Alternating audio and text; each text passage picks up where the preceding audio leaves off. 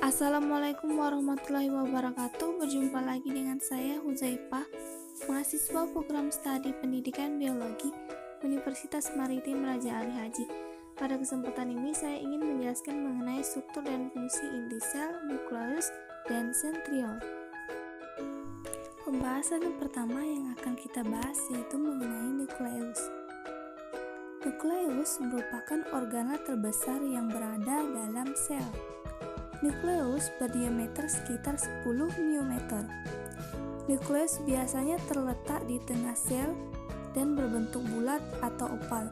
Pada umumnya, sel organisme berinti tunggal, tetapi ada yang memiliki lebih dari satu inti. Robert Brown merupakan tokoh yang pertama kali mengamati nukleus pada tahun 1931. Selanjutnya, peneliti-peneliti lain banyak melakukan untuk meneliti nukleus. Nukleus dijumpai pada hampir semua sel eukariotik. Dikatakan demikian karena ternyata pada eritrosit manusia dan sel-sel pembuluh tapis tumbuhan nukleus tidak ditemukan. Pembahasan selanjutnya yaitu mengenai ciri-ciri dari nukleus. Di sini terdapat beberapa cirinya. Yang pertama itu ada posisi nukleus di dalam sel dipengaruhi oleh aktivitas sel. Yang kedua, nukleus tidak dapat bergerak bebas. Yang ketiga, nukleus bisa terdapat dalam jumlah tunggal pada sel, namun ada pula sel yang memiliki lebih dari satu nukleus. Yang keempat, bentuk nukleus biasanya ekivalen dengan bentuk sel. Selanjutnya, ukuran nukleus tergantung pada volume sel, jumlah DNA dan protein, serta perkembangan metabolis sel. Selanjutnya itu mengenai struktur dari nukleus. Pertama itu ada membran nukleus. Membran nukleus terdiri dari membran dalam dan membran luar. Di antaranya terdapat ruang perinukleus. Membran luar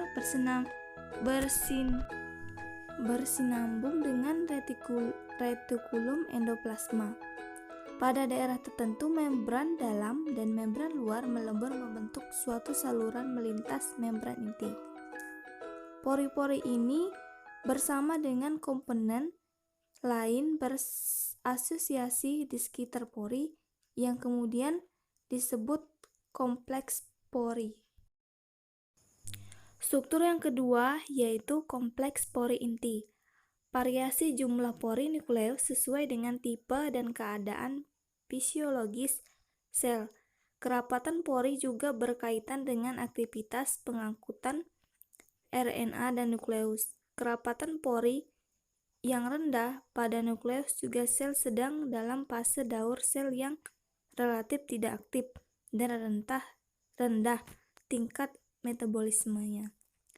Adapun fungsi dari kompleks pori inti, yang pertama itu ada transport pasif, yaitu ion, metabolit, protein globulat atau termasuk histonen.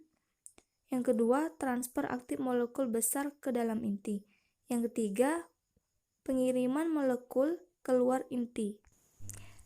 Yang ketiga itu ada lamina inti, terdiri dari jaringan yang teratur dari filamen atau protein berdiameter 10 nanometer yang melekat pada bagian dalam membran, berfungsi sebagai tempat perlekatan kromatin, memperkuat selaput inti, melarutnya selama mitosis dan meiosis. Yang keempat ada nukleolus. Nukleolus merupakan struktur yang berada di dalam nukleus, berbentuk agak bulat, dinyatakan sebagai organel tanpa membran. Ukurannya bervariasi dan dapat berubah-ubah seiring perubahan fisiologi sel. Pada sel yang tidak aktif, ukuran nukleolus sangat kecil, sementara pada sel yang sedang aktif dalam sintesis protein ukurannya bisa mencapai 25% dari keseluruhan volume nukleus. Struktur selanjutnya yaitu ada nukleoplasma. Nukleoplasma merupakan substansi transparan dan semisolid. Di dalamnya terdapat korotin dan nukleolus.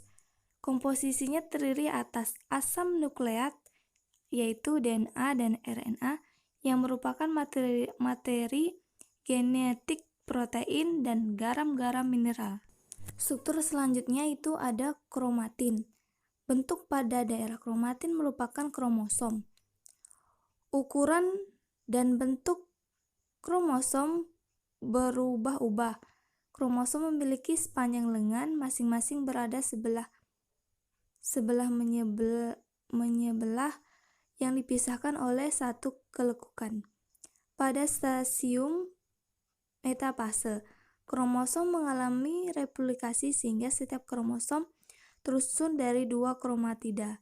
Dua kromatida tersebut diikat oleh mikrotubula kinetokor pada daerah sentromer, membentuk suatu kelengkukan sehingga tampak memiliki dua lengan.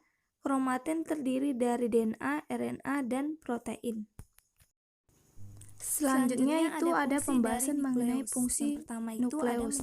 Yang pertama itu ada menyimpan gen pada kromosom. Yang kedua, mengatur gen dalam kromosom dalam proses pembelahan sel. Yang ketiga, mentransport faktor regulasi dan produk gen melewati pori inti. Yang keempat, menghasilkan pesan atau mRNA yang mengkode protein. Yang terakhir, mengatur replikasi DNA. Selanjutnya itu ada sentriol. Sentriol ini adalah salah satu bagian sebuah organel sel yang terdiri dari dua komponen mikrotuba. Di dalam tiap-tiap komponennya ini memiliki 9 mikrotuba, biasanya di dalam bentuk yang sama. Sentriol ini mempunyai 3 bentuk seperti tabung atau silinder yang terbentuk dari sebuah tubulin, serta juga sebagian besar dari sel sentriol itu berada di dalam sel eukariotik. Selanjutnya yaitu mengenai struktur sentriol. Di dalam organel sel sentriol ini terdapat satu sel yang mempunyai satu pasang sentriol yang letaknya itu berdampingan serta tegak lurus.